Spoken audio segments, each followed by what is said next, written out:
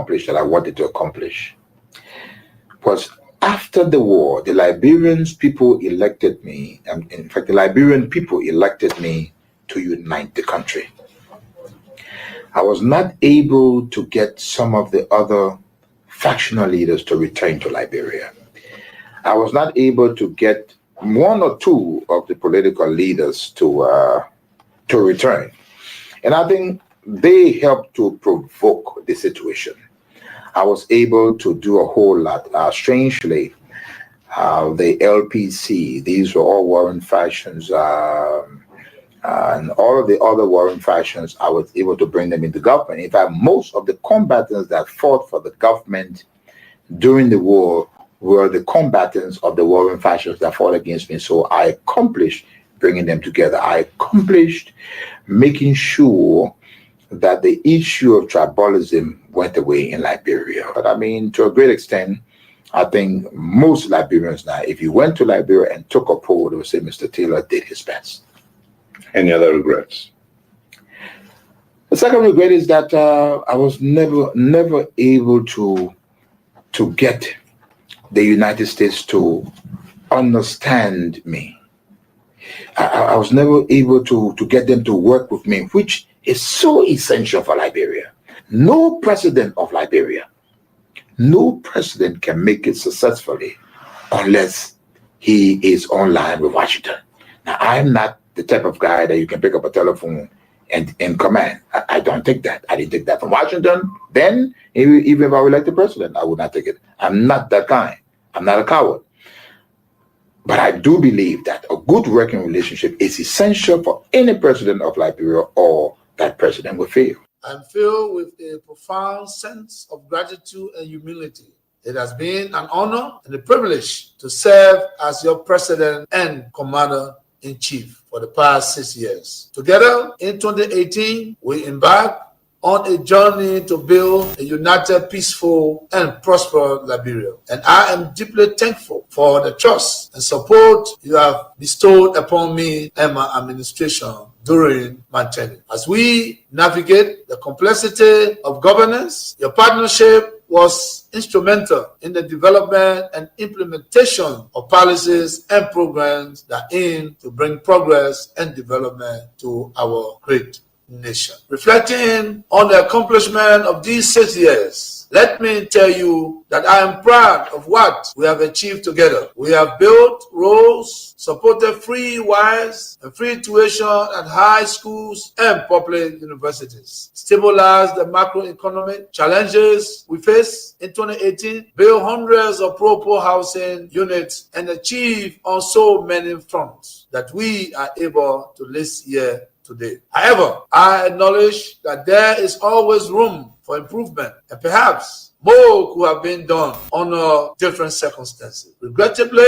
some of the long-term projects we initiated did not reach completion during my tenure. I am hopeful that the incoming administration will carry the torch forward and bring these initiatives to fruition for the benefit of all Liberians. Fellow compatriots, rumors, and misinformation have played a large part in our politics over the last 6 years. It is my hope we as a country will overcome this challenge. I'll tell you, yes, I'll bring one man for you. Because you think one man for you, Johnson? I can't know what I'm bringing. When you come up here.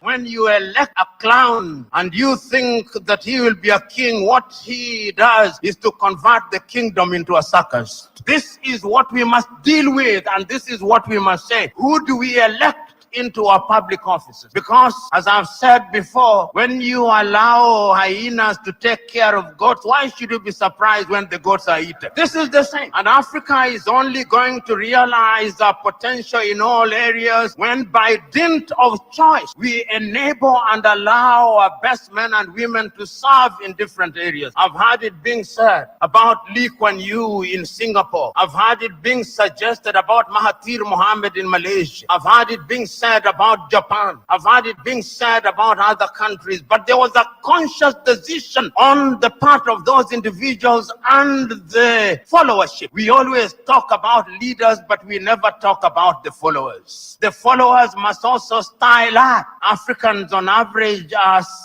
for some reason attracted to thieves. Africans are for some reason attracted to men and women who cannot serve her. And when they are not served, then they complain. When Africans are told, choose you now whom we shall release, Jesus of Nazareth or Barabbas, they say, release Barabbas. And when Barabbas behaves like Barabbas, they say, why are you not behaving like Christ? It cannot be done. In May of 2001, signed a second of two executive orders, number 13213, Defense Exhibit D312, Liberia's future. And he answers that. Ultimately, he says, what we do about Taylor in the next several weeks will determine the fate of Liberia and the new administration of its president, Ellen Johnson Sirleaf. Crane then sets out several plans, two of which I'll state here. He said, first, hand Charles Taylor over to the special court for Sierra Leone for a fair trial, his kind of trial. This takes him out of the local and regional dynamics that is West Africa. Second, tie any financial and political support to good governance in Liberia. Time does not permit, but the exhibits are present. Not even the Nigerian nation was spared from threats and intimidation, as explained by Femi Kayode, press secretary to President Obasanjo, the Nigerian head of state, who was with him in Washington when President George W. Bush promised, and I quote, to bring Nigeria to its knees if Taylor was not turned over to the special court. And what happened? Obasanjo buckled and capitulated. Now, this demonstrates the significant pressure that was brought to bear on President Obasanjo, irrespective of his personal and leadership obligations to the West African sub-region. And therein lies the dilemma for current African heads of state and government, but how to enter into binding commitments and obligations with the African pairs and remain steadfast, resolute, and unyielding in their fidelity to those agreements in the face of such unrelenting and punishing pressure from powerful Western leaders. My people, where you at? Where you at? Wake up from your slumber, stop sleeping. Wave your hands, wave your hands, wave your hands, wave your. Come on, come on, come on. I know you're sleeping now. You gotta wake up small, yeah? Okay, let's go. The people fool us. The people lie to us. The government betray us. And if you can. I said, the people fool us, the people lie to us, the government betray us. They can lie, they can steal, they can lie. I said, we tired with their lies. And in case you can raise your hand, That let us to allow. you can stand.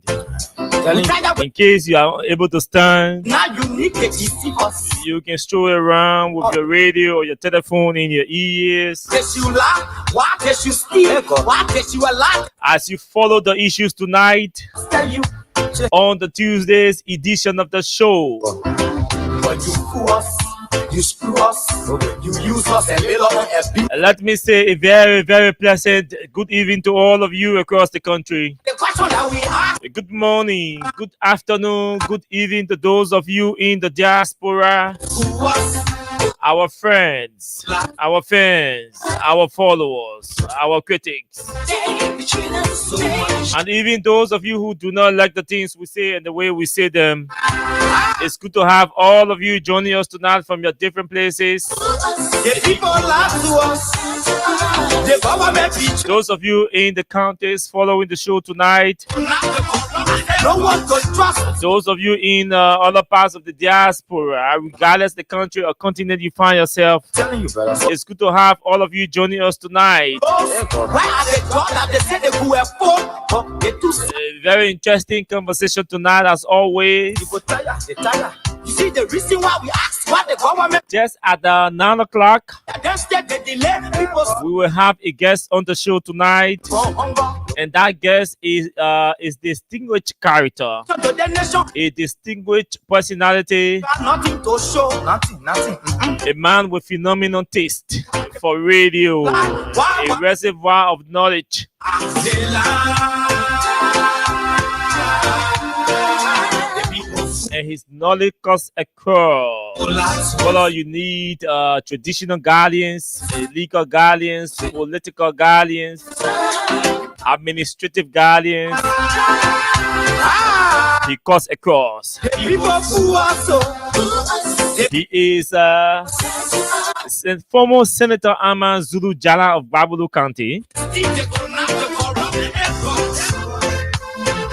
former Senator of Babulu County, former Senate pro tempore of the Liberian Senate, the position that Yombi Kanga Lawrence now occupies. He once held that position. We tire with the promises. There are a lot we want to talk about. There are a lot of things we want to ask him about. Indeed, and now you need to deceive us. The thing we saw, it frustrate us. So why does you lie? Why does you steal? Why does you allow the citizens to be? You see, we just tell you. That's why we both tell you. For you fool us. So the senator is proposing You saw so. Why? The government you lie. Why? an idea that he thinks will release or that will tackle housing issues in the country. The people lie to us. We want to gauge his opinion on the ongoing discussions around ArcelorMittal extension. I said they lie. Recently, the government of Liberia made a pronouncement People that they want to construct 100 additional new schools across the country. lie to us. The government betray us.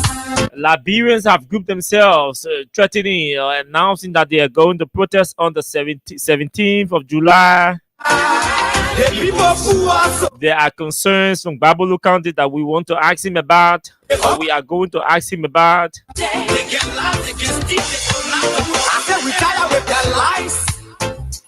And we were asking some specific questions about the just ended impasse in the House of Representatives. Indeed, You know, he issued a couple of opinions about the matter. we saw it frustrate us. So why does you lie? And just today, we heard that 3 senators, one of Babulu County, You, have written a communication to the Senate but you fool us. calling for religious holidays in the country. So why? We will definitely gauge his opinion on the matter. They lie. And tonight we intend to climax the discussion with an emphasis on the performance of the JNB government. And we will place emphasis on the fight against corruption, the asset recovery program of the government, They lie. security and the rule of law. These are basic issues we intend to talk about tonight. We will quiz the senator. They lie. He says these are interesting topics. They can steal, they can lie. No one to. But before the senator joins us tonight on the show, Nobody. My hope that Mr. Braka, who once said to us that he was living on loan, it is believed where are they that he is constructing a palace, too selfish? a series of duplexes in Lofa County, Tired. You see the reason why. just a year, 6 months after. Yeah, then instead they delay. People suffer. No work for people crying for hunger. Some will say just 1 year, just under 1 year, 6 months. The intention to them The president is building duplexes in Lofa. got nothing to show. Nothing. So why? Are these concerns to talk about? Why? But that the question that we ask. Does it concern you, or should it concern you as Liberians who are struggling to eat on to earn on a daily basis to eat? You continue to complain about the poor state of the economy.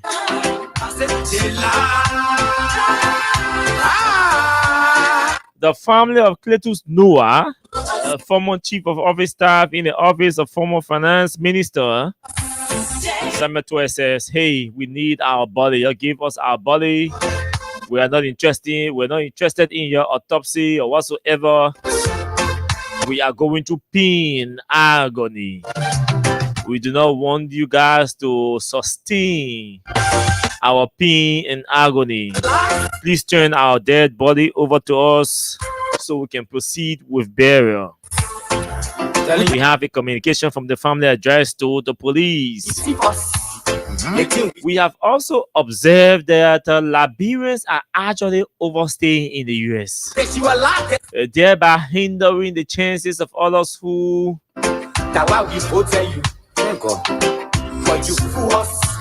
are constantly applying for different forms of visas to go and visit, to go and reside, to go and study. And so we have a message tonight for all of us Liberians who have interest going to the US and those of you who are already there. Yes, let's talk tonight. This is Freedom FM. This is Freedom Hard Talk. My name is Austin Kawa.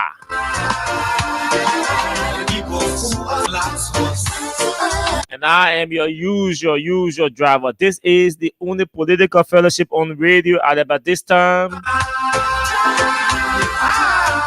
This show is proudly sponsored by Crime Stopper Liberia of Ome Samsayan and in association with Yanjing B and Radio Entertainment Liberia. Very shortly, we take a break from our sponsors. When we come back, we welcome all of you to the Political Fellowship tonight, and then we'll move into our discussion. We take a few calls and run to take our guest at 9 o'clock. We just tell you that why we vote you. But you fool us, Sure. The fool us, the lie to us. Let's take a break from our sponsor, Crime Stopper Liberia, and our partner, Radio Entertainment Liberia and Yanjing B.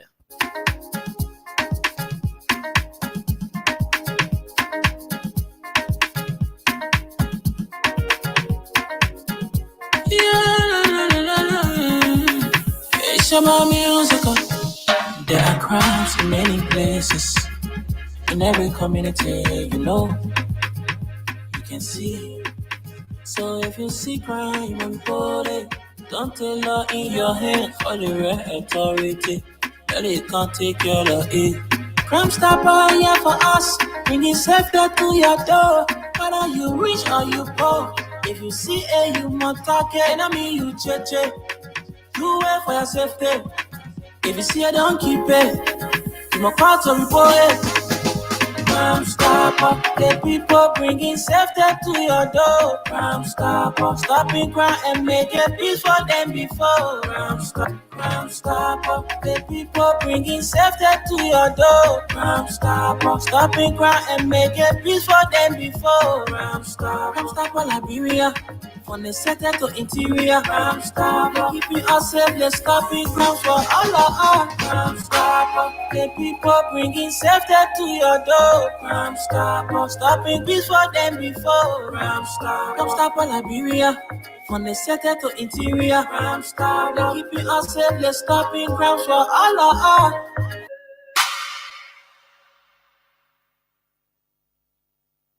Young T to Deja. Introducing Yanjing Beer from Beijing, the newest sensation in town. Yanjing Beer is so smooth and light. You can drink it, wake up in that morning, feeling very energized. And you wicked boy, the woman will be very happy. No headache, no eyes thinning. And the Yanjing Beer bottle, it got a special way again open. Nobody will ever use you for the opener again. Very easy. Yanjing Beer can be found wholesale or retail at Sir Exeter and Jungle Water, and also in supermarkets or bars around you. Reward yourself by drinking Yanjing Beer, and trust me, you will be ready to go.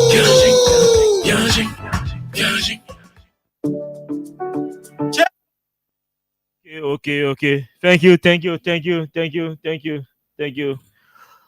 Okay, so let's see whether we can talk to some of you who've joined us tonight on the show. Okay, beginning with a lot of them. Agatha Glasgow has joined us tonight. Juju Wonwe is also following the show. Emmanuel Bro, Sidiki Traore has also joined us tonight on the show. Chelsea King, Roland Tour. Welcome to the show, Mohammed Aliyu Kamara, Duban Hill, Musa Sharif, Odell Gibson.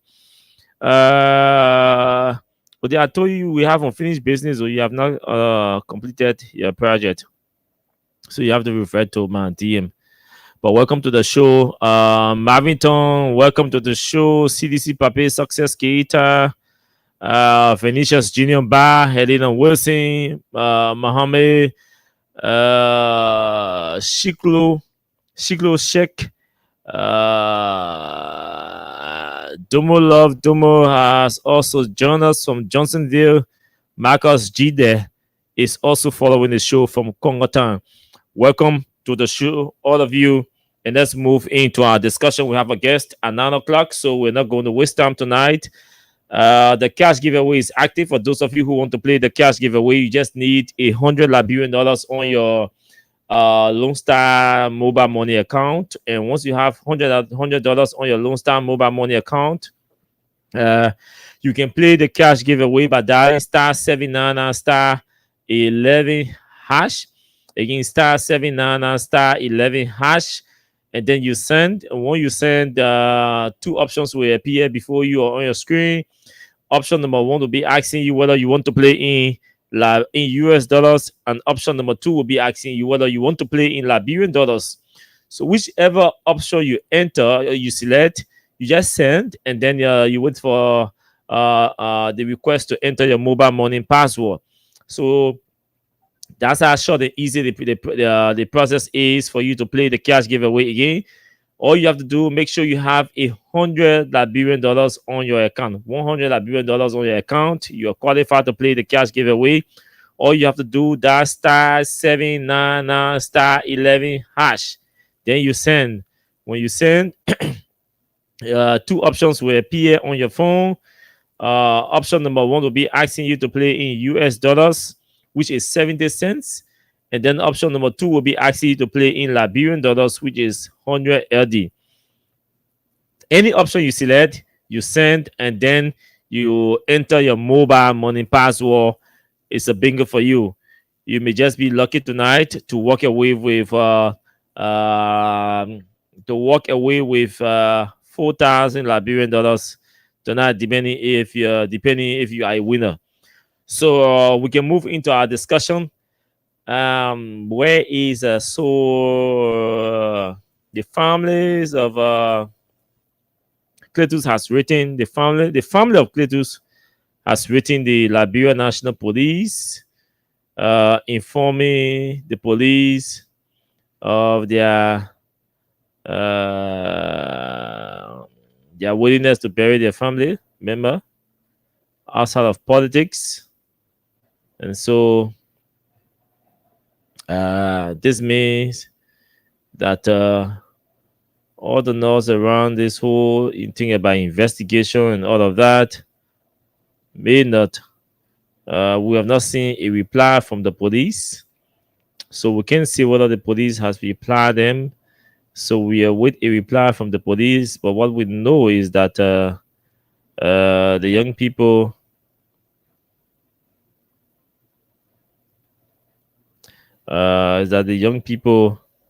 the family has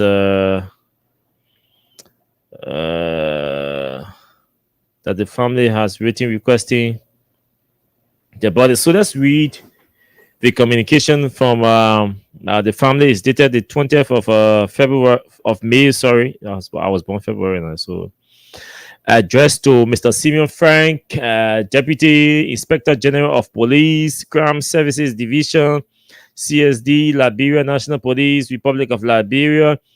We present our compliments and wishes.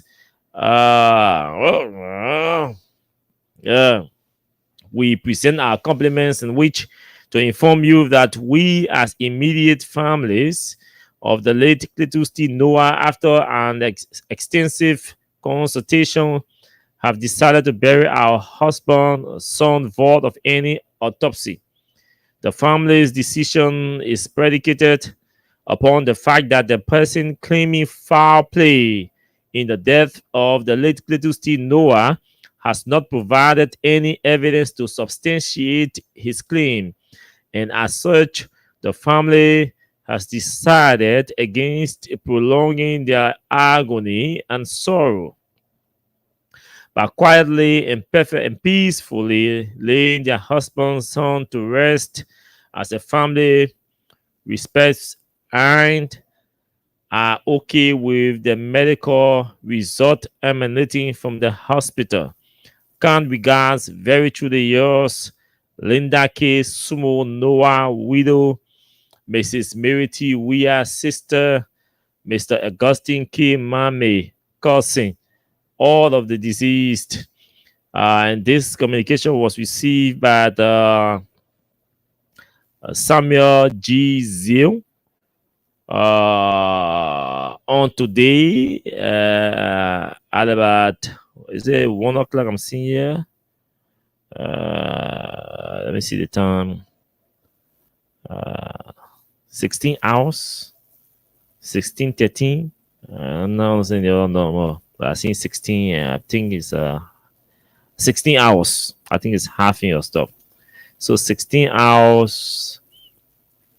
I'm seeing here with the contact numbers all that received this communication on behalf of the police. So that's it. What you need to know is that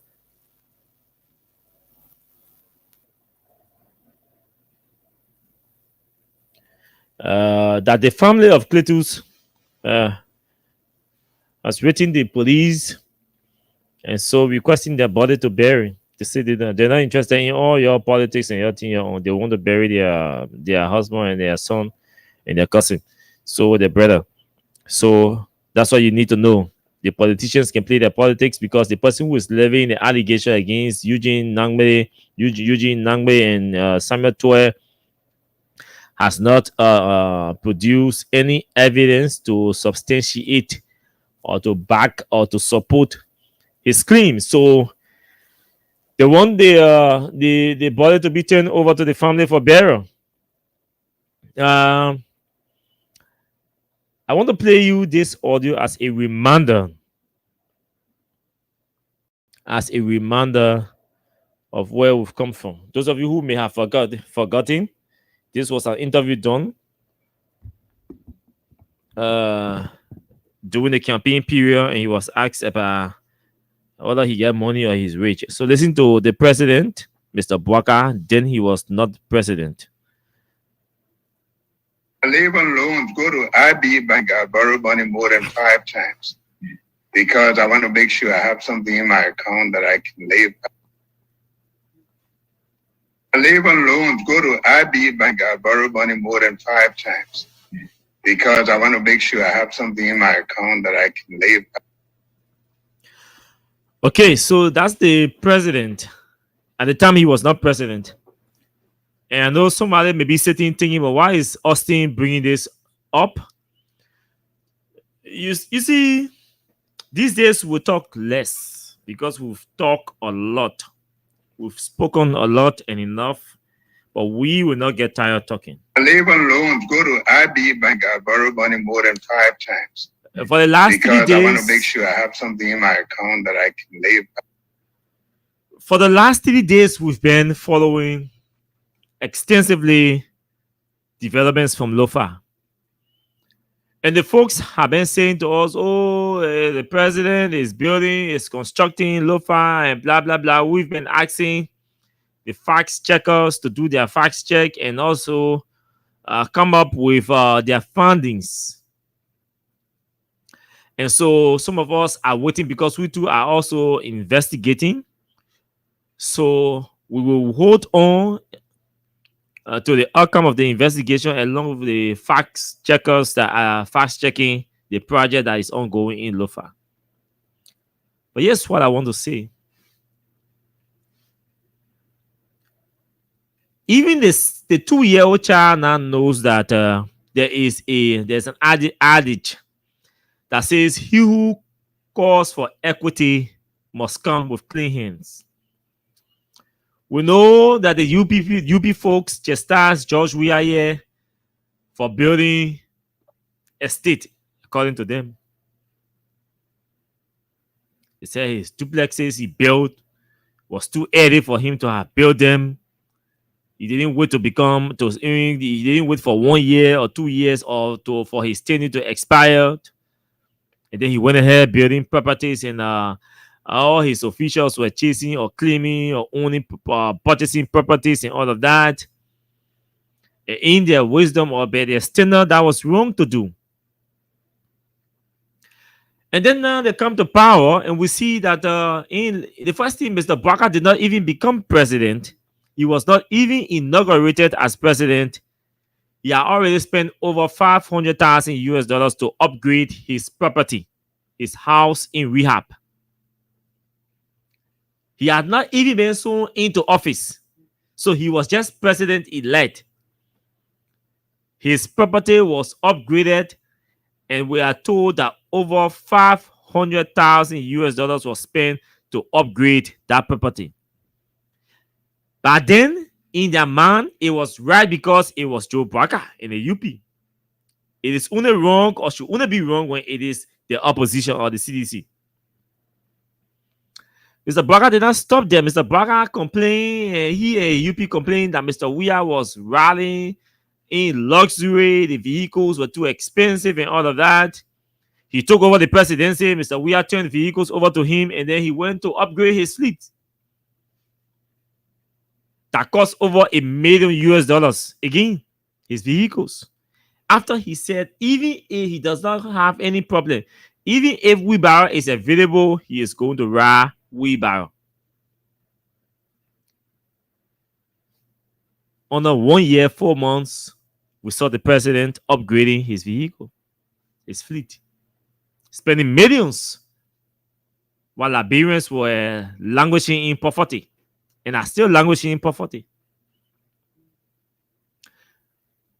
Today, we see just yesterday, Mr. Barker was telling he's living alone. Today, we see Mr. Barker living in luxury, in opulence, at the expense of poverty-stricken Liberians who cannot even afford to pay the school fees at the lowest level of our private schools. We see him do the same.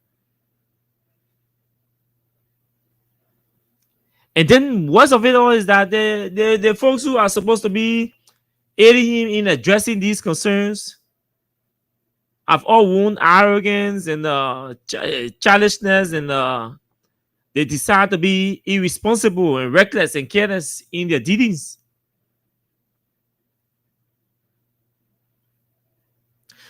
But the message is that leadership is about maturity. It's for the mature people. Governance is for mature people. Change comes under a leadership that is not interested in governing riches or wealth. That's when change comes. You do not change a system that intentionally decides to be corrupt.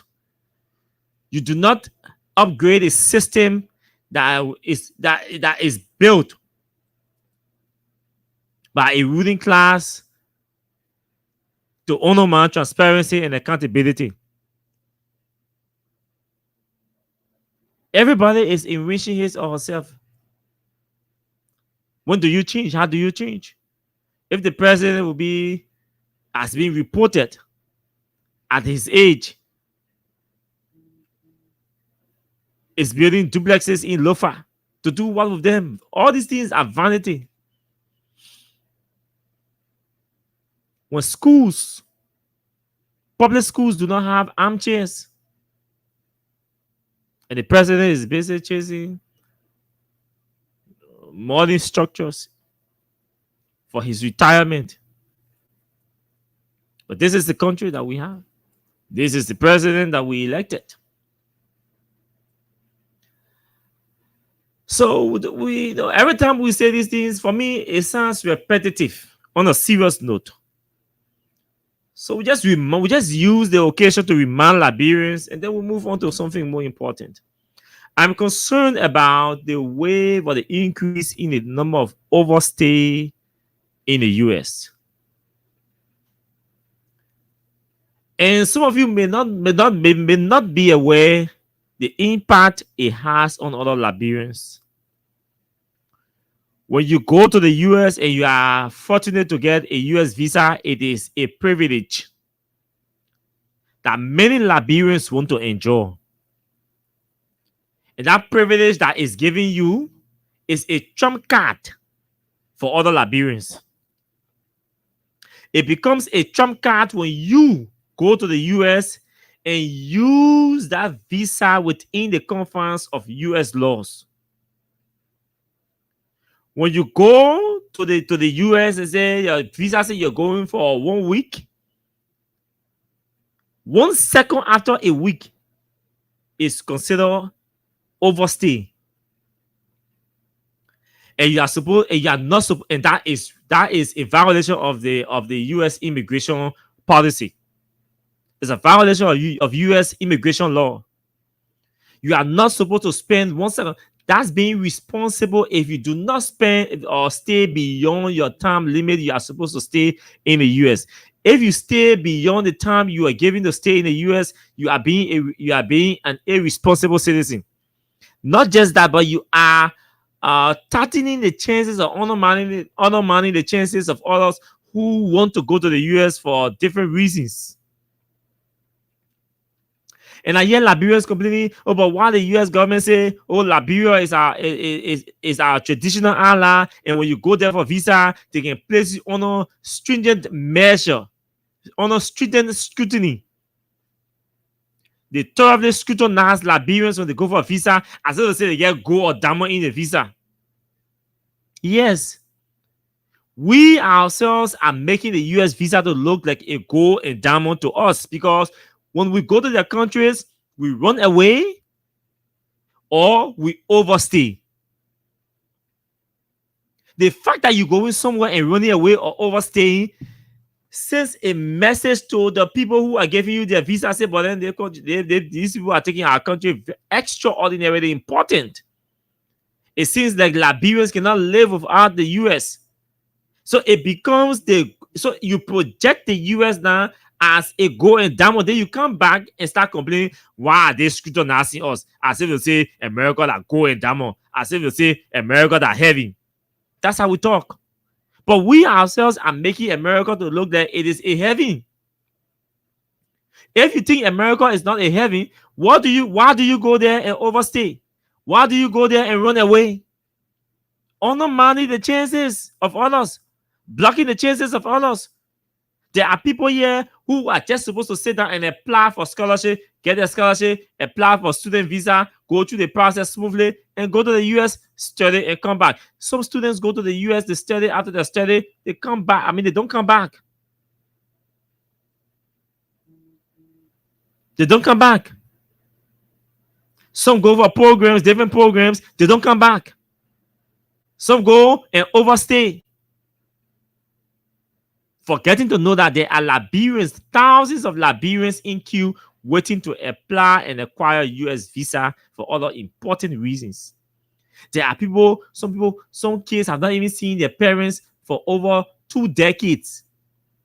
They cannot access US visa because of the manner and form in which we have treated or abused the visa given to you. Some people, they lost their father or their mother. They cannot go to the US to participate in the funeral because the US is afraid that the person might just come for the funeral and overstay or run away. So they look at the importance. They say, this may be in Liberia with a job and everything. What's the importance of going to participate? Somebody wants to spend over $5,000 to go to the US just to participate in a funeral. When the Americans start asking these kinds of questions, they say, "Oh, the people, they are heartless." My mom, daddy asked me, "Why do I want to spend this amount to go and participate in a funeral and come back to Liberia?" when your salary is not even around $2,000 or $1,100. Some people do not even earn $700. They want to go to the US to participate in a funeral of a close relative. They may not be the one sponsoring their trip to go. Family members there may be the one sponsoring the trips to go. But the American man goes and says, well, no, that man, we not trust them, man. People can go for UN General Assembly and run away. Then for the man to go for funeral, how sure are we he's even coming back or she's even coming back? Boom, deny you visa. Then you come out, you vex. They are doing this because we Liberians refuse to respect ourselves. Look, when Liberians get visa, US visa, and go to the US and come back, go and come back, go and come back, we become frequent visitors to the US. They will open the doors to us. That you will just sit down to your house and apply for visa, and they will give it to you because they know that Liberians have good history of returning to their country. It is on the basis of our track records that the US is tightening, is stringent, is thorough when we apply for visa. I don't want Liberians blaming America. Somebody say, oh, but hey, Americans can leave that country and come to your country. Do they stay here? They come to your country, they go back, they come, they go back. If an American man comes to your country and overstay, and you choose not to do anything, that does not mean when you go to his country, he should decide not to do anything. It level you when an American man comes in and overstay, you deport him. Or you ban him for 3 years, 4 years, or 5 years. They not to come to your country for 5 years, 10 years. You restrict him. But if you decide not to do anything to him, and you too go to his country and overstay, and he decides to punish you, that's nothing wrong about it. I'm saying this thing because I always hear people saying, oh, America deny your visa, they're doing this thing, they're doing it. People apply, they don't get visa, they go there, you go there, and one make it just look at you and tell you, no, deny you. You go to the American embassy, you born 1990. You go to the people say you born 19 you born 1991. You born 1992. Even your age, we go to apply for visa, we go and lie about our ages. Sincerity matters. And you see, and all of these things border on integrity. All of these things border on integrity. The Americans may not be perfect. They have their own people who are not perfect. They have their own challenges in their country. But yes, at least we can boast or that they are building a society on a foundation of integrity. Yes. We have to be morally upright. We have to be morally concerned. Concerning integrity is key. Your own age, your man born, your papa born, you go apply for US visa. You say, I mean, I'm too old. I won't go in Germany saying that in America. I want still not working. So let me bring my age down. You born 1988 and you say you born 1998. Boom, you bring your age down to 1980 to 1985. They both go and do that background and say, oh, they may lie about his age. We can give him visa. I mean, he has ulterior motive. If he can lie about his age, simple thing as his age, what may you think they may not going to be doing stealing, being or doing different things in America and be lying? What may you think if this man can lie about his age? What may you think this man has not lied about almost everything he has in his document?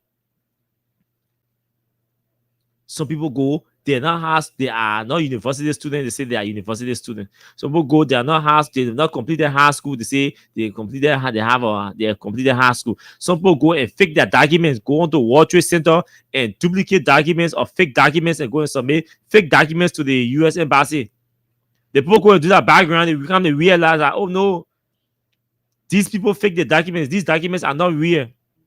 And they will not come tell you your documents are not real, your documents are fake. They will deny you.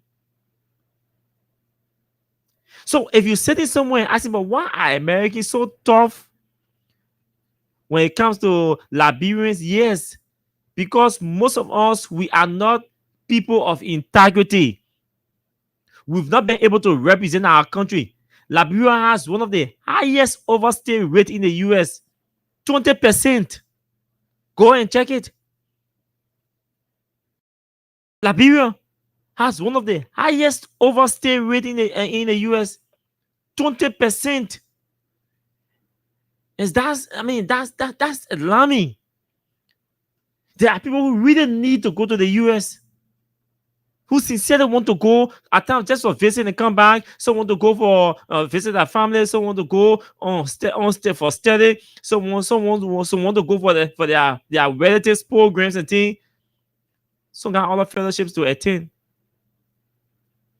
Recently, I read I think 5 or 7 persons went to the US. 1 person stayed. 1 person ran away. The other 6 persons came back. I think the US embassy posted their pictures on their page. The ones that came back.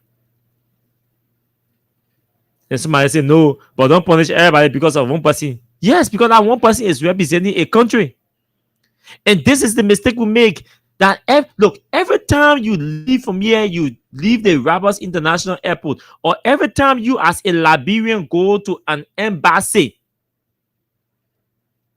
you just know that you are going down there with a Liberian passport. And that passport is representing your country.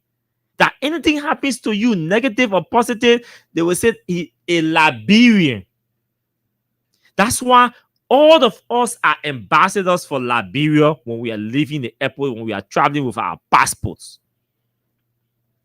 And I think it's about time that the Ministry of Foreign Affairs start to initiate some of these literacy programs, these traveling literacy programs. You know, maybe on the radio or in the community to start raising awareness from the community. You know, to start raising awareness from the community within the communities about the need to be real, to be sincere, to show integrity, to display integrity, to be morally upright. When they say they want your educational background, if you are a 6th grade student, you stop there, tell them, say, I stopped in 6th grade. You tell the 8-year-old, tell them you 38-year-old. You can't be lying about your bow. And you say the people should issue you a visa. No. This thing touched me. I have a number of cases, my people, about visa denial. And based on the experience for me, I've never applied personally as an individual for a US visa. No. I know an application was done once for the the UN General Assembly.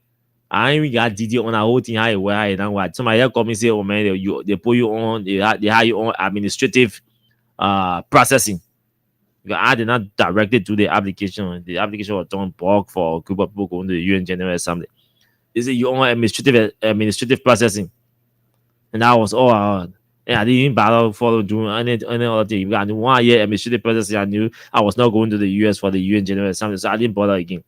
But these things happen because the people have history of people going to the US for, especially the UN General Assembly, and staying there. Someone go and run away. Even journalists, there are journalists who went to the US and ran away for the UN General Assembly. They ran away. So the people can say, no, we'll put you in category. Because all the category of people you think about in Liberia, they have history of going to the US and running away. If that 1 person said, there's a record to show an accountant went to the US and ran away, an economist went to the US and ran away, a general officer went to the US and ran away, a journalist went to the US and ran away, an environmentalist went to the US and ran away. Any category you think about in Liberia, a pastor there on go to America and run away, didn't come back. Yes, I know many pastors. In my chair, some pastor that went on general conference, they didn't come back. So these things are realities that we have to say to you, and you have to accept the facts. I know it's hard, It's painful, but you have to accept it. Because they say when somebody washing your back, you should have to wash your stomach. In as much as I do not want to believe that Americans do not want to see us in their countries, that I believe that Americans want to see us legally residing in their country. They want to see us legally residing in their country. They want to see us legally entering their country and legally staying in their country under within the perimeters of the immigration law. Anything outside of that is illegal, is wrong. Even in our country, that has become so lawless under the Unity Party. The immigration people can be here arresting illegal immigrants randomly. They see you and ask you for your documents, your information. If you don't have any document, these men from Guinea and Mali and can suffer in their hands. So if you in your country, your immigration people randomly asking people for documents in the street, what's about the US? You just won't go beat the system, run away and go enter the people country and just be residing there illegally. That's all you won't do. Like bring people in free. You go to the US embassy, you submit your application gets so inaccurate information there. The people go and do background, they realize that you lie. That thing has led to the denial of an entire family because one person lie. Just one person lie about their information, they deny the entire family. I know a family that has been denied a US visa 2-3 times for inaccurate information. And you know what? When they come back, so man, I believe the information is inaccurate. And these things happen. The little things that we do not consider can be the reasons why you get denied visa. And I had an experience where somebody called me and said, "My man, I play the DV, I want DV." And the man was so happy and all of that. The man for his interview, and he failed. He was denied visa. He had serious issue. He was angry. And I said to him, "My man, when you play DV and you win, that is not a guarantee that you are already in the US, or that is not a guarantee that you will get a US visa. You are just a winner to go now and start to get processed. So when you win a visa, you have to go there for the US to process you, for the embassy to process you. As part of them processing you, you have to submit documents. And when you submit documents and the documents are inaccurate, it could lead to your denial. It could lead to your denial. So when you win visa and you start passing around, you happy, oh yeah, I finished winning visa, happy, oh, submit your documentation. Maybe doing a DV play, you say you only have 2 children. Boom, can't go apply now. When you go see the form, you put 3 children. Why you didn't declare the other children? Maybe do the visa, you say you were single. Boom, you go say you married.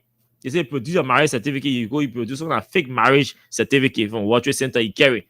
The people go to the certificate, they go do background investigation. They say, no, they may ain't married. This certificate is fake. They deny all of you because you won't go to America with your sister or your brother or your poor husband or your boyfriend or your girlfriend. Then you lie, you say you married. Bring your marriage document. Boom, you go, you photocopy, you fake someone a marriage document. You go, you submit. People say, okay, we're in 1 week or 2 weeks. But in that 1 week or 2 weeks, people doing serious background check. They realize that, hey, they may lie. He's not married. That person is a sister. They're not going to tell you all the things.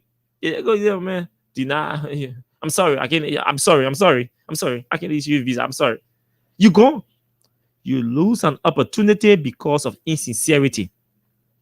You lose a lifetime opportunity because of the lack of integrity. Which is preferable? You won't go to America and hustle and fight for other people, or you lie to carry all of them. Then they end up denying all of you. Which is important? Which is preferable? Some people, we have to go to take our guest. And this thing I've been playing on my mind for long. I said, no, today we have to talk about this visa, US visa awareness. I think every time on the show, I have to find one or 2 minutes to remind as a reminder portion on the show or a reminder segment on the show. I mean, to start creating awareness against overstaying in the US. You all have to stop lying to the embassy when you go to submit your document. You have to be real. You have to be truthful. Truth telling pays a lot. Even the Bible speaks about truth telling. The Bible says, "Thou shalt not lie." Lying is a sin. Lying is a sin for those of us who are Christians. Lying is a sin. It's a sin. You commit a sin when you lie. Then you go to people's embassy and go lie. Then they should still give you visa. And so I think we'll find 2, 3, 1 or 2 minutes every day, yeah. And start creating some of these awareness for you and for all of us too. All of us. We are not supposed to be lying. On common things. What crime is said for me to tell the US that, oh, I'm 35, oh, I'm 36? What's the crime? Some people go there, they cannot even justify their age. They cannot even defend their age. But again, that's it. So these awareness messages will help all of us. All of us. You see, the year 2000, I think 2000, one person passed, was successful to have won the US visa just for Liberia. 2,000 person, no joke. So if everybody go down there with sincere information, with sincerity, with integrity, it's possible that all of you 2,000 persons will be leaving Liberia going to the US. That's a huge number. If each of the 2,000 persons got one family, I mean 4,000 persons might just be lifted out of poverty because they will go down there and work and be catering to each of you here. So the visa program or the TV program has advantage, huge economic benefits that we have to take into serious consideration and start being sincere and also start going to pushing the process with integrity, so we can have many persons benefiting. Who knows that? Who knows whether the number could increase to 3,000 or 4,000? So I think we can take a few calls. So if you're following, please let's start getting the senator set, and then we can add into the screen. We just want to take 6 calls, and then we can join the senator to. Excuse me, I'm still down with call, and then we can join the senator. So we take calls, 6 calls on these issues. Yes, the family of Cletus said they want to bury their child or their husband. This overstaying thing about for Liberians in the US is important. We talk about it. And then this news about Mr. Boga building duplexes in Lofa is scary. Let's take call 0776 104 104 0886 500 104. We can take maybe 4 or 5 calls. I don't think we should even take calls. I think we should just go and join our guest, and then we'll blend all of the calls. So as our guest comes on, we encourage you to play the cash giveaway. As you play, we'll be doing the jaws as we are interacting with our guest. So let me see whether we can add our guest or bring our guest on to the show. Okay, so let's take a break from our sponsor, Comfortable Liberia, to make some adjustments to have our guest on. Let's listen to our man Jibobo. Sorry. They say they want new press, oh. We gave them the new press, oh. What's the price in your grade? They say they want new press, oh. We gave them the new press, oh. What's the price in your job? Give us 7 now, take it big. They step in your house every day.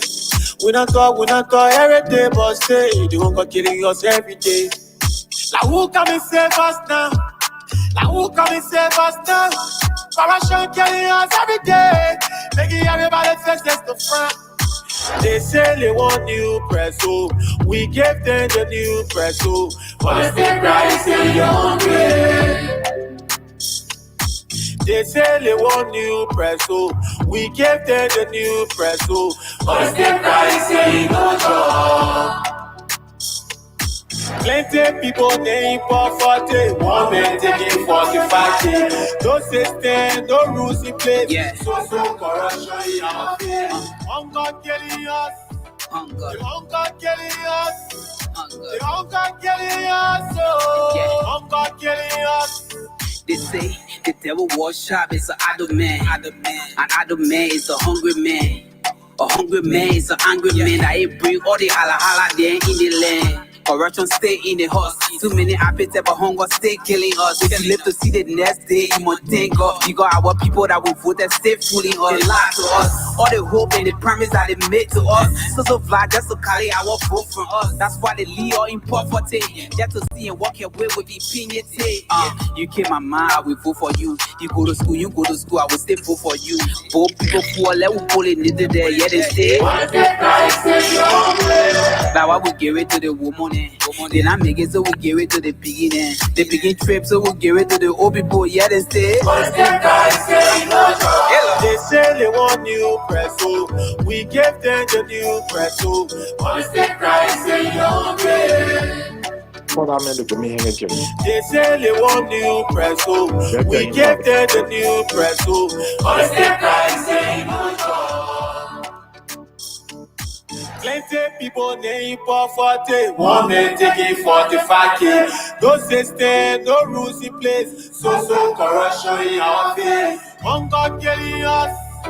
The hunger killing us. Can you bring me one The t-shirt? hunger killing us. Oh, hunger killing us.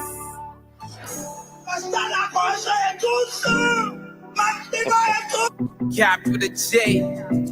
No style G. International baby. They say they want new press, so we gave them the new press, so but they still cry, say you're hungry. They say they want new press, so we gave them the new press, so but they still cry, say no job. Give us 7 now, take it big. They step in your house every day. We not talk every day, but say they won't go killing us every day. Now who come and save us now? Now who come and save us now?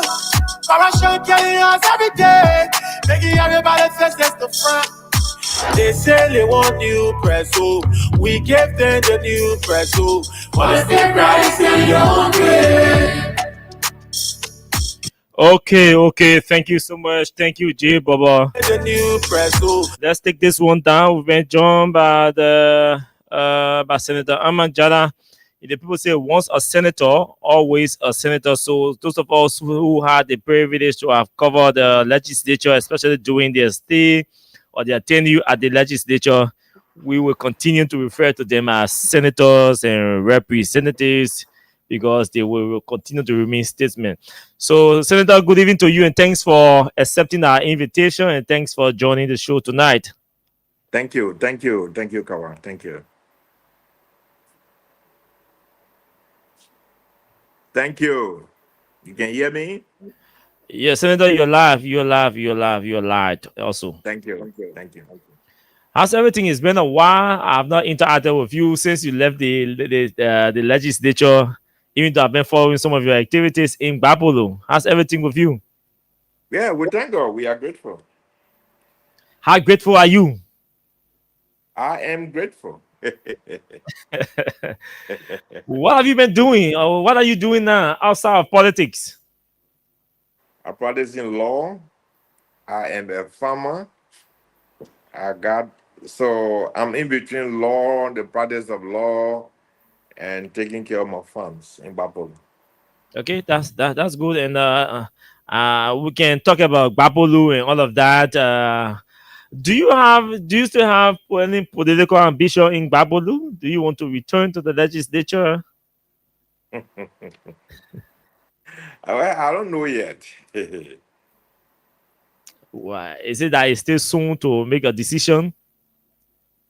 Yeah, because I guess you are speaking about elected position, Obviously, probably Buffalo. obviously. Okay, so that job is given by the people. So we got to wait and hear from them. And Senator, I was doing my research and I came across a communication. I'd like also start the show with that communication. Okay. And let me read the communication or excerpt from the communication. This communication was written in 2016 at the time you were pro tem of the Senate. Okay.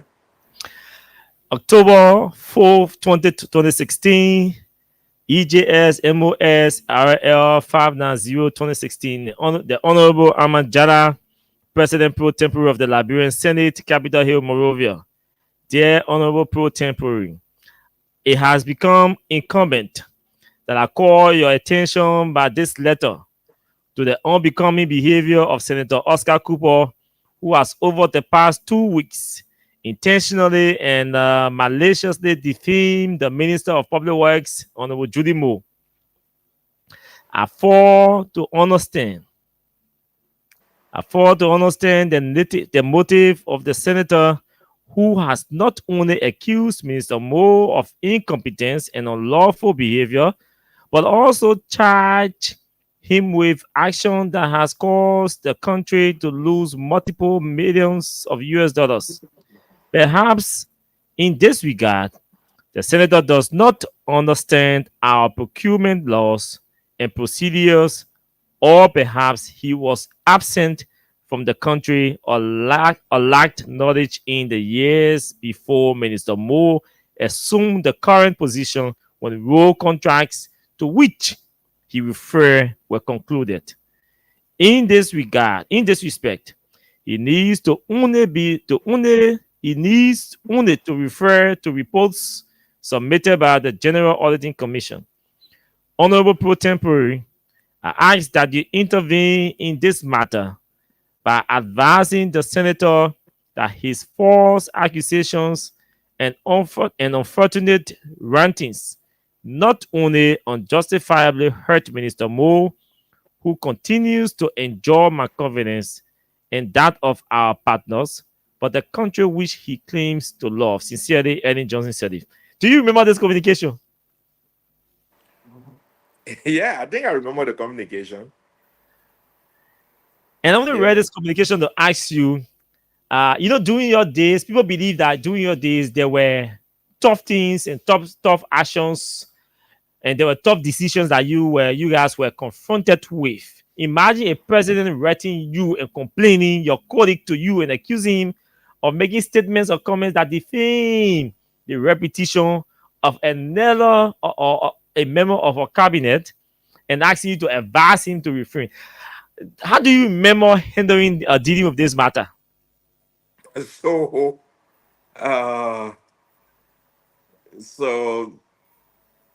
Senator Weah, who became president of Liberia, he was one of those involved with finding a way to solve this issue. And he worked with me and worked with Senator Cooper to be able to calm him down. And that helped us to be able to a large extent, solve the situation. Yeah. Do you remember some of the issues? Do you remember hearing Senator Cooper raising some of the issues that are being alleged in the communication by the former president? Yes, I remember very well. And in some instances, we told him if he had charges, he should, write formal complaint. So the Senate would be able to constitute, committees to deal with it. I'm not sure we got some of those communications and we were able to prevail on him. And Senator Weah, President Weah, later President Weah, he actually worked with me in helping to, calm the situation down in the Senate. I remember. Okay, so I think I brought this up to to aid you in the reflection that we wanted to have in the Senate. During your days in the Senate, I was in a conversation yesterday, and a group of young people were arguing. And a young fellow said, during those days, the Senate used to have men, real men. Have you sat somewhere before? I mean, no offense to the current setup of the Senate, but have you sat somewhere before to hear these comments? That is during those days, the Senate used to have men. Have you heard these assertions before? And what comes to your mind? How does it make you feel when you hear people making these kinds of references? And they are even going beyond yourself more than that, actually. But we have to be careful too now. It is our colleagues that are there. I mean, some of them serve with us, and some of them have stayed there. And some of them even went ahead to say the days of your leadership for the country were better compared to now. I said, well, what we can do is we have to encourage those that are there. We got to keep helping them, to work so that the end result would be better performance that bring results for the Republic of Liberia. And as a legislative reporter covering the Senate, then I've always wished to ask you this question, but it's good I have the opportunity now. I never once saw you angry. As things as the Senate used to be, as aggressive as some of the senators used to sound in their utterances and all of that on the issues, I never once saw you angry. I mean, what's about Senator Jala? So it's a special leadership training now. You can, so they're speaking loud, and you can also be speaking loud. So we remain calm, deal with the situation based upon the rules or based upon what the Constitution provides. So getting vexed will only worsen the situation. So it's difficult for me to get vexed, but I can really get vexed, but it's difficult. And all those years, even as senator, before you becoming president, we never saw you angry one day. Yeah, that's the leadership. What's a memorable moment in the Senate? Oh, we had several.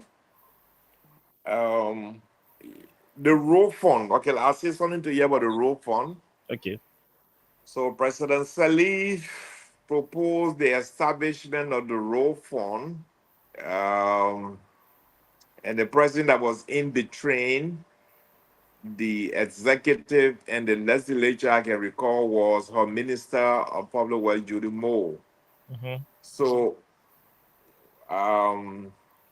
when the communication was sent, we sent it to the committee. I took interest because Bapulu has some of the real bar roads in the country. Yeah. So though the request for the establishment of the road fund was before the Committee on Finance, Waste, Means and Finance and Public Works and maybe Justice, but I also took the opportunity to read the entire legislations. So one of the concerns we had was we were concerned about establishing another public corporation. The request for the road fund was to establish it as a public corporation, okay? And so based upon my reading and understanding of the draft legislation that was sent, I told Judy Moore we could establish a road fund, but it wouldn't be a public corporation. I think he said we will opt for an intergovernmental agency arrangement, because what we were trying to avoid was establishing public corporation and then the bulk of the money you raise to be able to rehabilitate and build roads in Liberia will go into the bureaucracy to pay people and all of those kind of things. So we say we use existing agencies who already had their budgets will bring them together to manage the road fund. And initially, it was difficult for Judy Moore to accept, but we told him he had to go back and report out to President Salif. If she agreed, then I would be keen in ensuring that we pass the road fund in the Senate. And he returned and informed President Salif.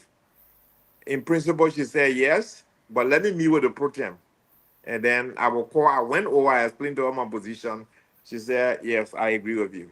So, the road fund was established. And another issue was what portion of the fund should be used on primary roads and what portion should be used on feeder roads, okay? Yeah. I was suggesting that we use the bulk of the money on primary roads. Pave the roads in the country, and all of those kind of things. But then they said to me, even if we use the money to pave the bulk of the roads, if the feeder roads are not also taken care of, we'll not be able to bring, goods to market. So I think there was a split. I don't remember the split, but there was a split actually between primary roads and feeder roads. Yes. Another issue was the issue we have with Amarakone. On the slashing of your allotment.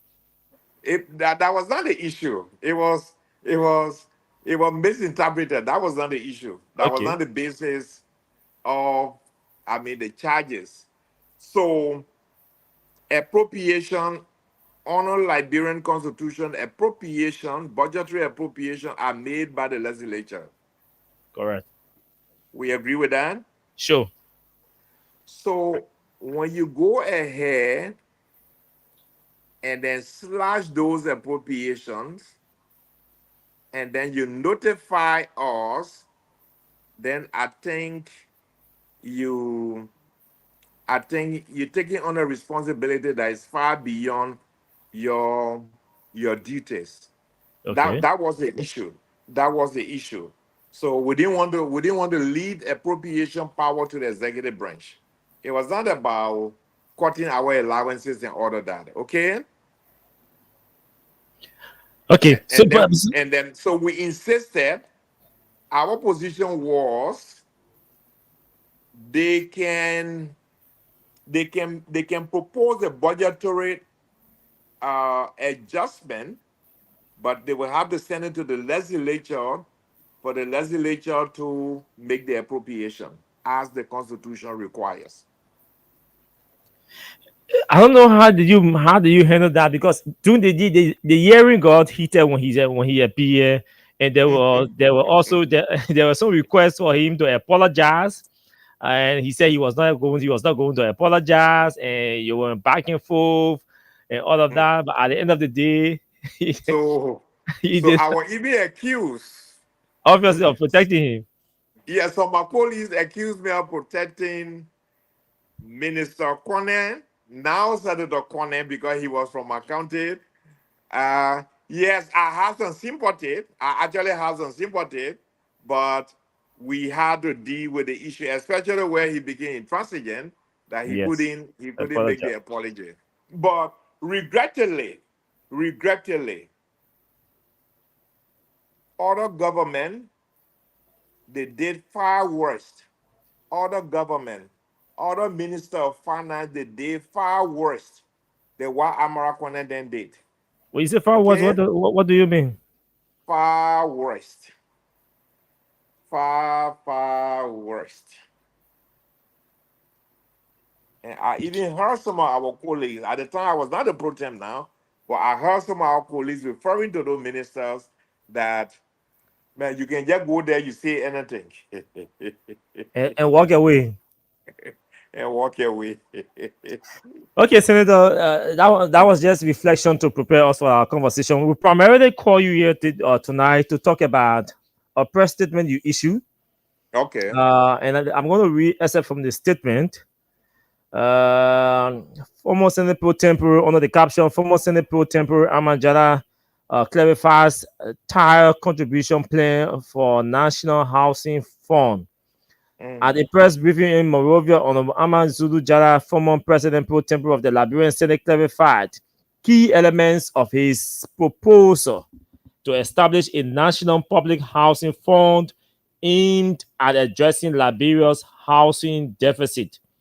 Honorable Jara reaffirmed that the proposed fund will be supported by monthly contributions from all income earning Liberians in both the public and private sectors, but with a fair tire structure based on earnings. This is not a flat tax. It's a shared responsibility. It's a shared responsible contribution based on capacity to pay. Jana explained those who earn more will contribute more. Those who earn less will contribute less. And those below the minimum wage will pay nothing under the proposed structure. What did you, and then let me go further. Higher income earners may contribute up to $30 per month. Mid-level earners may contribute 25 to 20 US per month. Lower income earners may contribute 15 or 10 USD per month. Employees earning below the national minimum wage will be fully exempt. The contributions would be withheld monthly by employers in both the public and private sectors, including elected officials, appointed officials, and bureaucrats, civil servants, employees of state-owned enterprises, and public corporations, private sector workers. Honorable Jara emphasized that the National Public Housing Fund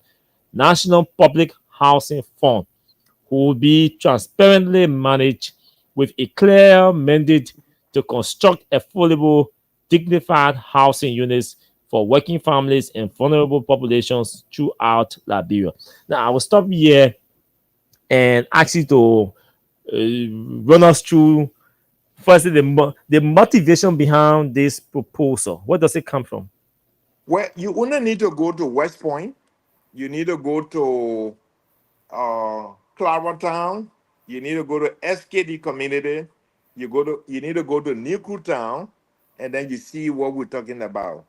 We actually have a housing crisis, and the government of Liberia will not be able to solve all of these problems by putting in the resources to solve all of these problems, at once.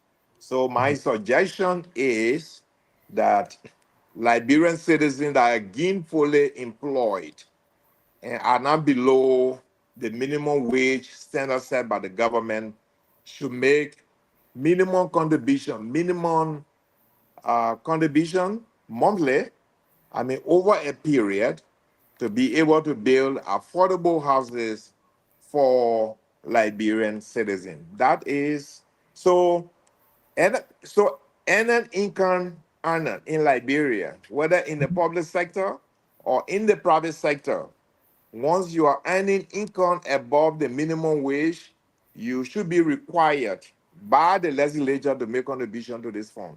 So the houses will be built across the country for our people. And by the structure we are proposing, we can actually build, maybe in a period of 12 years, we can actually build like maybe 40,000 houses in an estate of 500, in an estate that holds about 500 houses, across the country. And you can spread this in Montserrat, that is heavily populated, and then you can also spread it in the county capitals to be able to bring some dignity, even in terms of physical facelift, and also dignity in housing for our people. Yeah, that is our proposal. And the idea sounds good to anybody listening, but I'm sure there are other questions that will be asked, because I too am concerned about other issues. For example, the administrative structure and management of the fund, the authority or statutory authority, and all of that statutory framework that is supposed to speak to the expenditure of the fund and all of that, procurement processes. So, normally, since you're calling for a legislative action, normally you people who will be stakeholder will be called in to, advise the legislature if there is a public hearing. What form of structure will you be proposing to them? So there will be a management. So we proposing. You already have the National Housing Authority. Correct. Okay, we may have to look at our structure to strengthen it. So you have at the policy level, you have a board directors. So at the managing level, you have the managing director and co-managers that should be able to run the program. So at the level of the board of directors, the groups that are making contribution to the fund, they need to have representation on that board, Okay. like the civil servants, like civil society organizations, and even some of the donor organizations. I mean, they should have professional groups. They should have representation on the board to ensure that the money being generated is used for the intended purpose. And there should be regular audits, and the results of the audits are made public for the public to scrutinize whether the fund is being used for the intended purpose. We can take it at another level. We can say we reopen the housing and saving banks, and then we say the bank can be co-owned by those who are making contribution to the fund, and also the government of Liberia. So those who are making contribution to the fund, they can become shareholders in the bank, and then the Liberian government should also be a shareholder to contribute to the fund that is being raised to build affordable housing in Liberia for the Liberian people. Yeah. Access to affordable homes or housing has become a fundamental right that nobody who want to should go to bed sleeping in the street. Yeah. Now, have you communicated this idea to the legislature or to any authority? So initially, so so initially, we want to hold consultation across the communities, and we want to thank you for the opportunity to speak to this matter on your radio. Welcome, Senator. Yes, we want to go out in the various communities to share the ideas to the people, because legislators here at Capitol Building, they are representing people. We should be able to convince those people first. And then when a bill is submitted at the legislature, we expect the support of those people we have consulted in the communities to put some pressure on their people to ensure that the legislation is passed. We should also be holding consultation with those who will be affected by this payment, the civil servants, the politicians themselves, the bureaucrats, even private sector employees, the Liberia Business Association, the Chamber of Commerce. We should be able, and in the coming weeks, we want to be able to hold conversation with all of these people and explain to them and get their support for the proposed legislation. Okay, I think we can go into other issues. You are talking about you earlier on you said that you are into farming and the practice of law, and then since farming has to do with your county, and other citizens of Babulu may be interested in knowing what are you doing in your county, what kind of farming you're doing. You want to tell us what kind of farming are you involved with? So I have an oil palm plantation. I have about 1,500 acres planted in oil palm. It's now mature. And we also have 1,000 acres planted and also mature in rubber. So it is those plantations I'm managing currently. How many employees do you have there? On the rubber farm, I think we have like 75. On the rubber farm, we have 50, but we have to increase that because we're trying to increase our production of palm oil. Yeah. 75 and 50 for now. Yeah, for now, yeah. That's over 125 human beings. Yeah. How are you managing how are you managing to pay all of these people, maintaining 125 human beings? The You farm know, is joke.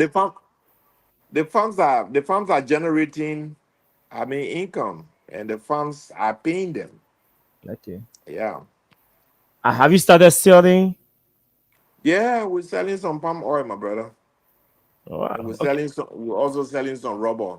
We're even trying to increase our capacity on the rubber farm now. Yes. So in the coming weeks, we're going to be increasing our workforce. We're trying to get a vehicle and put it on the farm so that we can bring rubber to market maybe every week. Yes.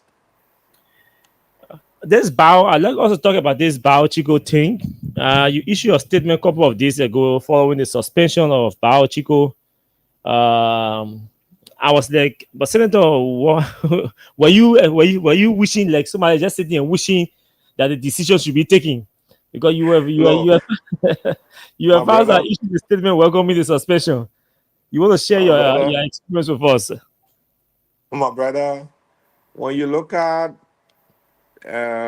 we our part of those that passed the new mining and mineral laws of Liberia in 2000 when President Taylor came to power in 1997. Then we had come from war. The idea was to pass a law that will help to attract investors and investment in the mining sector. But I think we are past that stage now. If you look at the contracts we have entered, it will speak to the fact that it's not just this government, it's subsequent government even before this. Okay. We have actually mortgaged our mineral resources. We need to amend the mining and mineral laws of Liberia. And I said a comparison to Botswana and Chile. Yeah. I think Chile is in I think aluminum, and then Botswana is in diamonds. So under the mining laws of Botswana, if a company applies for a mining or exploration license, it is granted. But the law provides that at development stage, the government of Botswana has the right to take 50% equity in that operation. So Mhm. the BS in Botswana, the BS that is mining diamonds in Botswana, the Botswanese government has 50% equity in the BS. So besides the royalty they pay, our royalty rate is very low. We need to increase that. We got 3 to 5, I think, Yes. 3 to Yes. 5%. 5%. We need to stretch that to 3 to 10%. Okay? And then we also take 50% equity in all of the mining concession. The question would be, how do we pay for the equity? Yeah, but that can be staggered. That can also be staggered. So the company can make the power investment, and then the profit that is gained on Liberia equity, so portion can be used to pay for our equity over time. Because the whole idea is to be able to raise enough revenue to deal with the development challenges we have. Obviously. Okay? Okay. Okay. So, but where the government decides or elects not to exercise its right to take equity, the new law, the amendment law, should provide that the companies that mine in Liberia, they should be able to declare not less than 30% equity for Liberians. For Now, Liberians, there are some strong allegations. I read through your statement, especially the one you issued 4 days ago on the 16th of this month. yeah, And I'm attracted to the case of Babolo. Yeah. And you said that Biochico's operation have resulted in many abrogation of our laws and institutions, the destruction of farmlands without due compensation, failure to fulfill community development obligations under the MDA, as can be seen on the hazards they have created on the Fala and Bama roads and all of that. I mean, what This has the company, this yes? company, this I think it may not be a policy of the Chinese government, but I think you have Chinese and you have Chinese companies who actually think what the European did in Africa before, they can come back now and enslave us. But we have to resist that. Okay? So you got obligations the company take in the MDA as faulty as it is, they are taking obligations to carry on community development work, to be able to give some money. And that's where I have one of the issues I need to explain that to you. How do Sure. you go, you agree on a fixed amount? So Bachiko will give the social contribution at 500,000. That's what Bachiko is going to give. I mean, every year, and I think they will increase it to. Why we don't take percentage of the profit? Yes. In the amended mining laws, the government should insist that what company pays to communities will be percentage of their profit. So let's say Bachiko makes $500 million profit this year. Let Bachiko pay 2 or 2.5% of that net profit to the community as social contribution. But to just go and agree and say 500,000, I think we are selling out. I think we are actually selling out, and that is wrong. And this is a problem not only with Biochico, but most of the MDs that we give out to these foreign companies. Yeah, except that Biochico is under the microscope right now. But what I'm speaking to all mining concessions in Liberia. Okay? ArcelorMittal is giving 3 million. But how much profit is Arcelor making on iron ore from iron ore in Liberia? Annually, they giving what 3 million. So 3 million constitute what percentage of your profit? So let us say, let ArcelorMittal give the community in which it is operating 2% or 2.5% of its net profit. And let ArcelorMittal operation, especially their financial reporting, be subject to audit, to international audit, to ensure that what they are declaring is the correct amount they are declaring to the government of Liberia. And now, what role do you think the LRA has to play in this? Because I remember the other day, Representative Dixon Sibo was advancing similar thing, that the first thing we have to strengthen monitoring, because imagine in 2025 it will stay asking questions like how much is ArcelorMittal is earning, how much is Biochico is earning, how much is Ahmed Brand making, so how much is B Mountain making, I mean earning from our gold and their money. So I mean, it says to all to a critical man that the government does not have a monitoring arm or the capacity, or the government does not have any system in place to monitor these companies that are extracting our mineral or our natural resources and shipping them out of the country. So what do we start from as a country? So we have to ensure, I mean, the world is advanced now. We have to ensure what the company extracts from Liberia, the ability has to be there on the part of the government to establish clearly what they have extracted and what's supposed to come to Liberia. You understand that? Sure. Beyond that, we should amend the money and mineral laws of Liberia of 2000. Okay, to compare the companies or to include in that law that these things happen when you are awarding MDA. Yeah, awarding MDA. And Liberian government should go straight to take equity in all of these concessions. Because we're hearing a whole lot also about B Mountain. And they are making a whole lot of money. So what's stopping Liberia for taking equity in B Mountain? You were in the legislature. Probably you should be happy also answer these questions. Yeah, in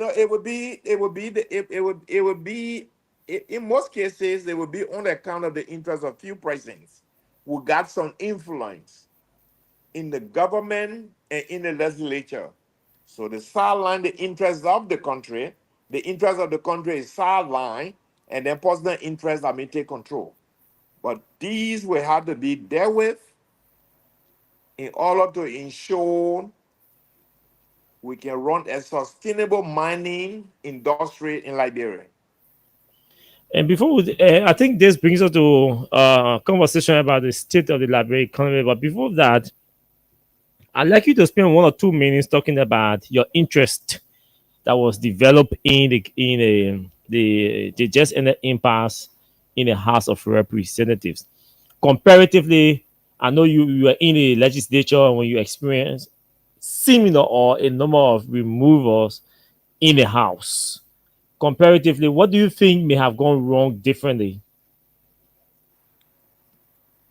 Um, I don't really know what may have gone wrong, but what I do know is there are benchmarks set in the Constitution for election of speakers, election of president pro tempore, and there are also benchmarks set in the Constitution for removal.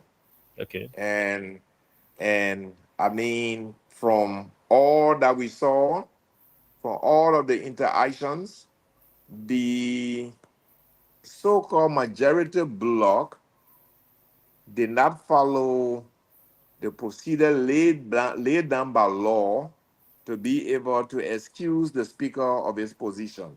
Okay? So Okay. as a lawyer, I've only been interested in ensuring that the House of Representatives adhere to the rule of law in removing the speaker. That's what I've been interested in. And we appreciate that. I know you as a senator, even prior to you becoming Senator, Babolu, as a new county, is one county, one of the many counties that are confronted with the poor state of education across. And listening to a pronouncement of recent with the Minister of Finance and the Minister of Education on the need to build, construct 100 new schools across the country. This pronouncement was greeted with a number of criticisms. Now, sitting in the position of your experience and your knowledge about the challenges that are facing Bapolo's education sector, what do you think could be a better approach? Constructing new schools, constructing additional schools, or renovating the existing ones and building the capacity of teachers and ensuring that their schools have stationary furniture to operate effectively? I think, we are late. Liberia is late. Liberia should actually try to do all of these things at the same time. Strengthen existing educational institutions. We build new ones where they are needed. We intensify our teacher training program and then put the laboratories that need to be put in school to help the students to learn. I mean, all of these need to be done at the same time. If you go in our region, you will see that Liberia is the least among many countries in the West African sub-region. So I just made a trip to Dakar, to Senegal. I came from Senegal like 3 weeks ago. We're also in Cote d'Ivoire. We are far below the standards I see in those countries. So we should be able to do all at the same time. I mean, we cannot give an excuse for that. But there's already an excuse that there's no enough funding. There's no enough money to do that. But then we deal with it. We deal with the existing one. I mean, we strengthen them when they are strengthened and functioning properly. Then we can go to do new ones. Yeah. Okay. Today we were following activities in the legislature, and we saw that 3 senators mustered the bravery and the courage to write a communication or a bill calling for religious holiday. Senator Edwin Snow, Senator Amar Kone, and Senator Jala of Lofa. They said they want religious holiday. And remember that when you were in the Senate, similar conversation came up. I don't know how you guys handle it, but today it is resurfacing through a submission of a bill. They, What do you think about this submission? so in retrospect, the issue when I was pro tem was there was a request by some members of the Christian community for Liberia to be declared as a Christian state. But the constitution of Liberia is clear that Liberia is a secular state. Correct. So there's no legislation the legislature can pass to suppress that provision in the constitution outside of a referendum. Okay? Okay. And I believe historically and demographically, Liberia is a multi-religious society. It's better for us to live the way we are. As to the declaration of religious holiday, I've now read the bill to be able to understand exactly what they are requesting. Okay. Okay? What religious holidays are they requesting? So I would like to reserve comment on that until I can have the opportunity to read the bill that has been submitted.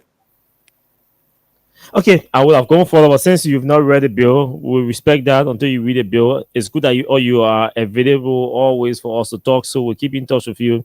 Now, let's also climax this conversation with a focus on the performance of the UP government, a government that you supported.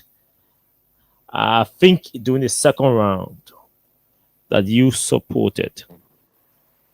I supported them from the beginning. Okay, from the beginning. Not the second round. Yes, I remember you were named on the campaign team. Sure. In some areas they are trying, and one area I want to thank them is road connectivity. As I sent out in one post today, we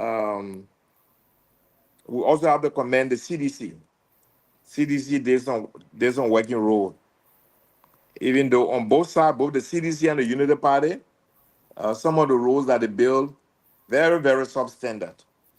The road in Cornwall can attest to the kind of road Unity Party built before. And the road in the, how they call it? Simaka. Okay, Simaka, yes, small Simaka. Small Simaka in that Ghana's area.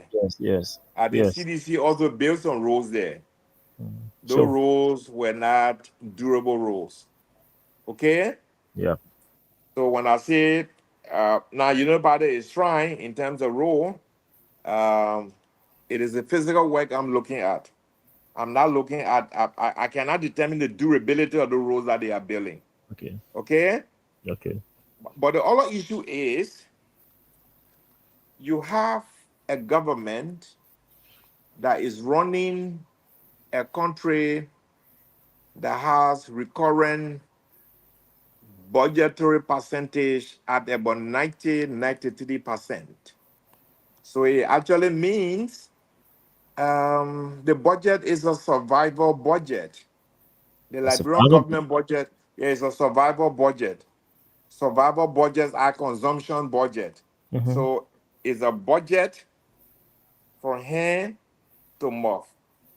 We don't have enough resources to be able to deal with the development issues that we are having, other than seeking for grant, seeking for loans from bilateral, multilateral institutions. You understand that? Correct. So realistically, the Liberian government needs to intensify its efforts to mobilize investment in the private sector.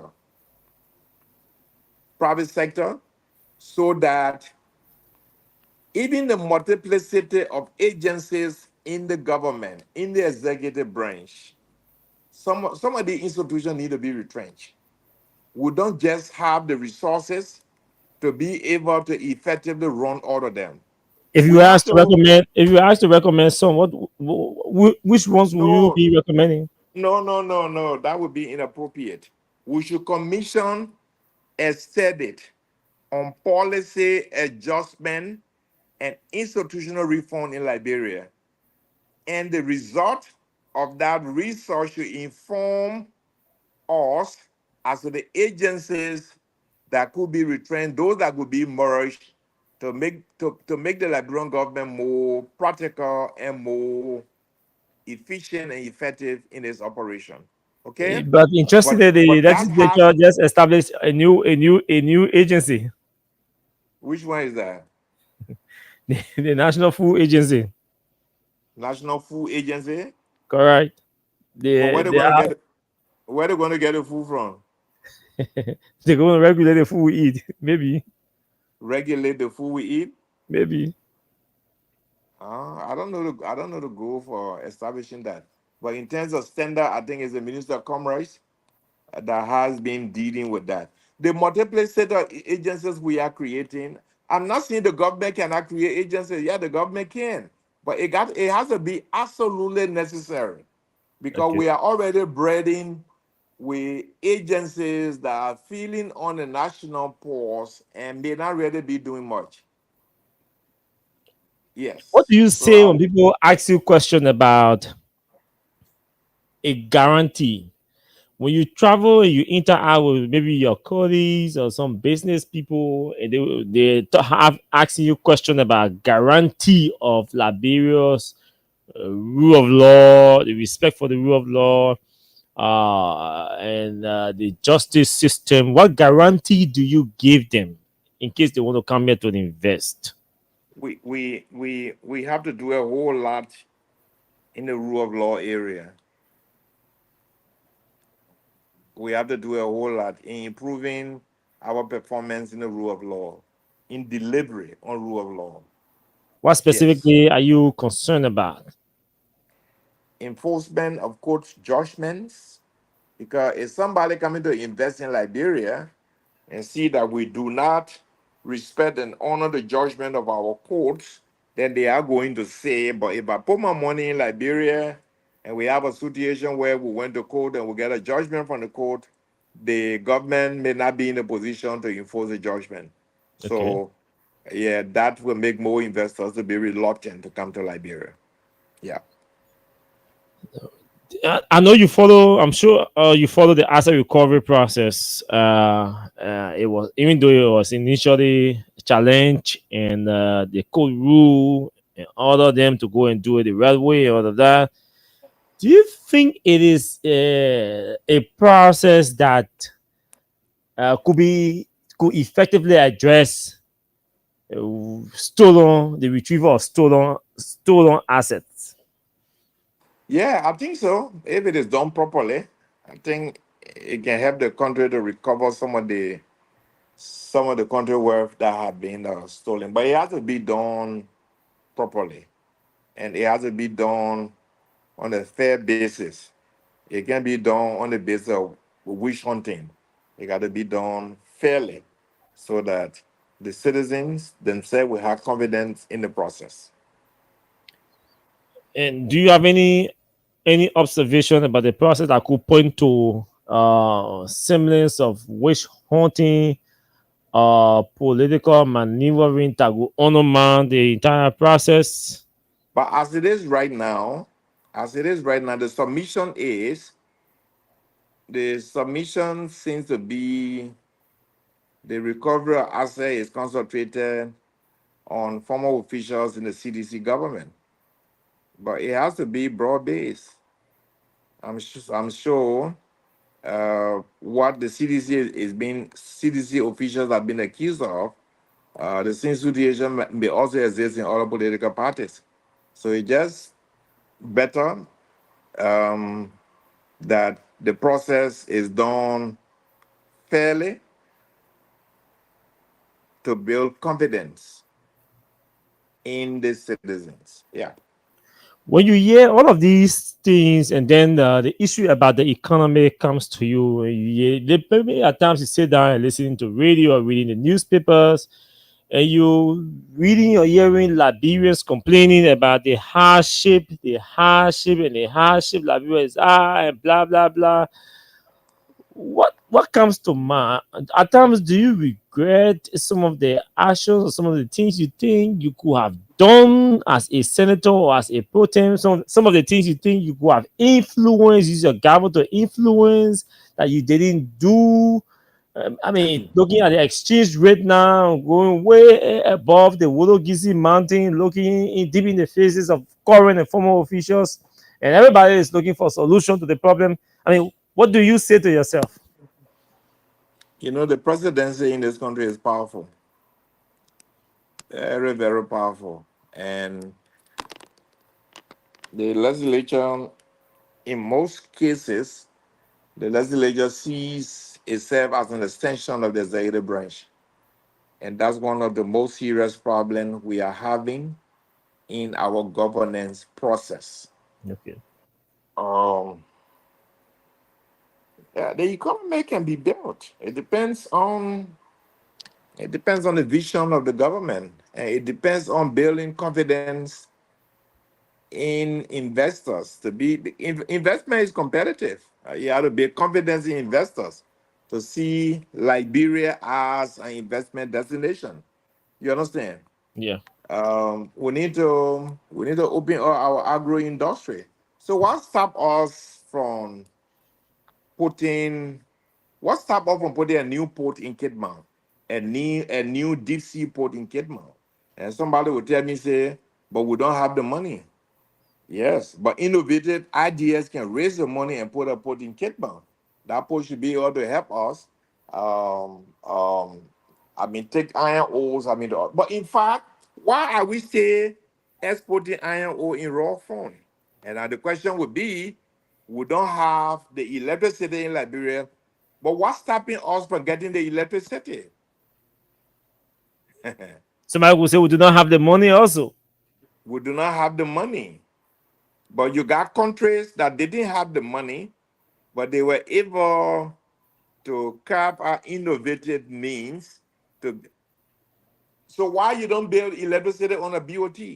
Why you don't get a company interested to come and build power system on a BOT, even if they have a BOT for like 30, 40 years. But the electricity is here, it's helping us to do manufacturing, helping us to industrialize. Yeah, why we don't do it? Well, What stop us from putting a special economic zone, maybe in Clay, to be able to process agricultural produce that come from our region?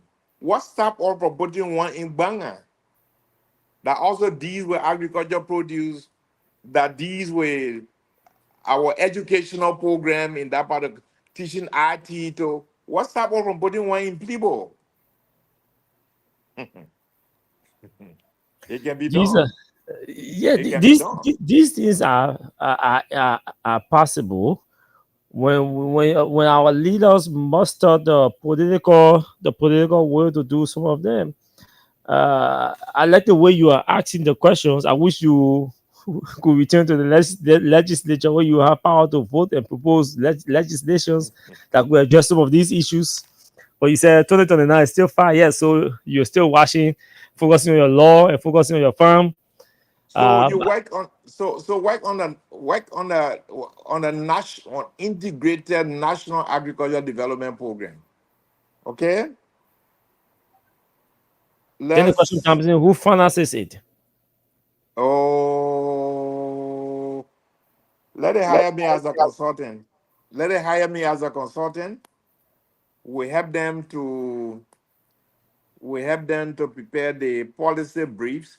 We help them to prepare the proposals, and we invite investors that Liberian government can negotiate with them to be able to manage and operate in the SEZs.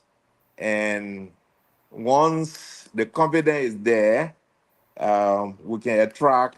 What stopped Liberia used to be an aviation hub. Liberia used to be a regional aviation hub. So what stopped us from going back there? What stopped us from being a regional aviation hub again? What stops us? Are So you Ghana, having so some of these Ghana, conversations with the president? If I'm gonna ask you this question, since the election, how many times have you met the president that you supported since the inauguration? I think 1 or 2 times. But do you have access to him? Like, do you all talk frequently to share some of these ideas with him, or volunteer to take on some of these responsibilities and play some of these roles? Maybe, You're not too certain. maybe. Wow. Senator, it seems like you do not have access to Mr. President anymore, like you used to have. In all fairness, that's how you sound, and your citizens are listening M- to you. may- They trusted Maybe, you. They trusted you. You went to them and told them, yeah, "Hey, maybe. let's go. So let's vote the president. He's experienced." And now they are listening to you. These are the comments on our live from district number 1, Babolo, district number 2, there's a Bama, and all of that. All the names that they're following you. You told them 2023 to vote Mr. Baka. You were decisive. Tonight, they're listening to you. You cannot even rather say whether you have access or hinder access, or you're in constant communication with the person that you propose to them to vote for, and they listen to you. Maybe. Has Your anything question whether changed? I have, you said your question whether I have access to the presidency. I said maybe. But the question I ask is the question I ask you requires a direct or a definitive answer. I met him like 2 times since he took office. So maybe I can still meet with him, but it's something that has to be tested.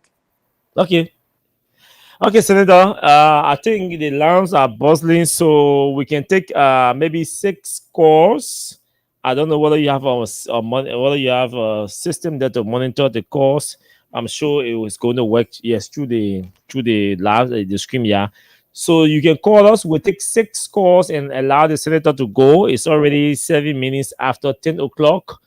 Okay, so the 0776 104 104 0886 500 104. Those are the numbers to call and be a part of the show. Those of you who have my personal numbers, I saw 2 persons from Babolo hitting me up. So yes, you can call my personal number. I'll take 2 or maybe 3 calls from Babolo, and then I'll take 3 calls from the general line, and then we go home to allow the senator to go. So the numbers to call are 0776 104 104. Let's take our first caller from this end. Hello, good evening to you. Hello, bro. You are live. Okay, Let's hear you. I'm Samuka Farika. I'm citizen from Bakulu. Yeah, I listen to Senator Kelly or Bojala. Yeah, I understand what all he said is true. That is the best way, when you are a government, you see how best to help the government that are in position at the end of the day to see the betterment of our country. I'm very happy when he very profoundly in studio there. I'm very happy. Senator, I trust you. And I know what you said concerning about your property in Bapum. It is true. I've been in Bayama. I was operating in Bayama in Pesoin. The higher place soil that was in Bayama, I was operating. I'm still Sarika. So really, I know what you say. It is not lie. I know your production in Bayama. I know your production in Honor Western. So thank you very much. I appreciate you. I'm with you. Thank you. Thank you very much. Thank you so much. Thank you, sir. Thank you. Next person, go ahead. Welcome to the show. Hello. Hello, you are live. Let's hear you. This is Orange Coco from Bele Fasama. Bele Fasama, go ahead. In the first place, I'm happy to hear my honorable voice tonight. He has said, and we are monitoring good and are well informed. I'm the work for some of us, like for me, they work for me. So, you encourage all you vote for the president, can you see him? I think you hear him when you ask him, do you say, what people on the wall? The president said, discourage him, so now, it's a shame that I only relate to the reality. When we have somebody that when we put it on tomorrow, put it will help you. Even if the people who you work with ask them for help. So really, I say thank you so much for the information you're giving to me.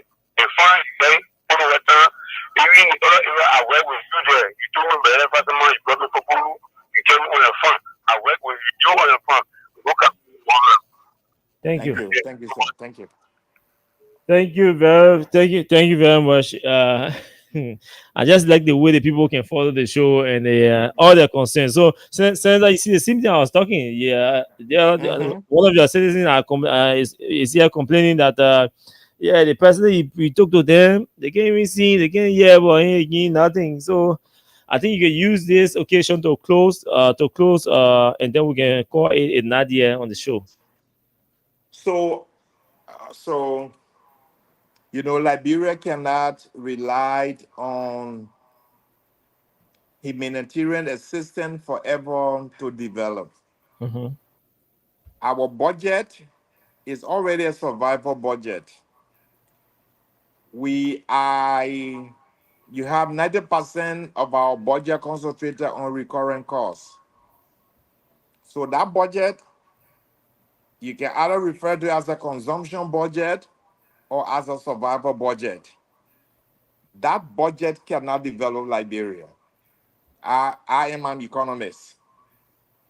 I am suggesting also that the Liberian government establish a sovereign development fund. So what the sovereign development fund will seek to do, the sovereign development fund will seek to attract, we can put some money from mining, we can put some money from other sectors, but we can also put some grants that we get from the EU and other donors. We use this money to do tangible projects, not paying recurrent costs. For example, you can use portion of this money to invest maybe in the 100,000 cassava plantation cultivation in Nimba. Cultivating, processing, sell some Liberian money, and export some. So what it does is, it will give jobs to our people in Nimba and Bong, but it will also bring foreign exchange in the country. We can take portion of that money and invest maybe in the tomato plantation in Bapolu. Here for Bata in Bapolu is a pepper producing region, but they are doing it rudimentarily. So under the Sovereign Development Fund, they could finance maybe a 2 million pepper project in Fokpata. And even maybe by that, you might be able to attract some private investors that can join you in this project. So what it does in Fokpata, in Bokomu, is it will give jobs to our people. They will produce more pepper for Liberia instead of importing pepper from Guinea. We'll also be able to export pepper in paste, in dry, in powder. We have created jobs there, but we are also bringing foreign exchange. And we can say this about the rest of the country. So these are some of the suggestions we are making. And to close, we are organizing a public policy think tank. Okay. So some of the issues I'm talking on personally, in the next few weeks, these research are going to be done by a public policy think tank. We will do them, we'll work with the communities, and our findings will be submitted to the Liberian government, and we encourage them to look at them, and if they find them feasible, they can adapt them and execute them for the good of our country. Thank you. Good night. Thank you so much, Senator Ahmad Jalloh of Bapolu County, for accepting our invitation to join the show tonight. We always appreciate interacting with you. Like we said during the intro, you are a reservoir of knowledge. You cut across many professional disciplines. Many of us look up to you for guidance and knowledge. We'll keep in touch with you, Senator. Thanks for joining us. Thank you, gentlemen. Good night.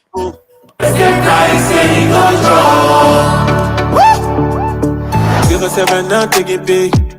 They stepping on us every day. We not talk every day, but say they won't go killing us every day. Now who come and save us now? Now who come and save us now? Corruption killing us every day, making everybody face the front. They say they want new press, so we gave them the new press, so what's the price in your grave? They say they want new press, so we gave them the new press, so what's the price in your job? Plenty people they import 40, one man taking 45K. Don't say stand, no rules in place. Yeah. So corruption in our face. Hunger killing us. Hunger killing us. Hunger killing us. Hunger killing us. They say the devil was shot. Okay, folks, that's how we go home. Thanks to all of you for joining the show and following us tonight. We shall be back here tomorrow by God's grace. Just us with another fascinating edition of the show. They killing us. If you live to see the next day, you might think. Until we see tomorrow, Safely. we are wishing all of you Hoping the promise that they made to us. pleasant moments in your respective areas. You're important. My name is Austin. Bye bye to all of you. Good night. You came my mind, I will vote for you. You go to school, I will stay vote for you. Both people for let we pull it into there, yeah, they stay.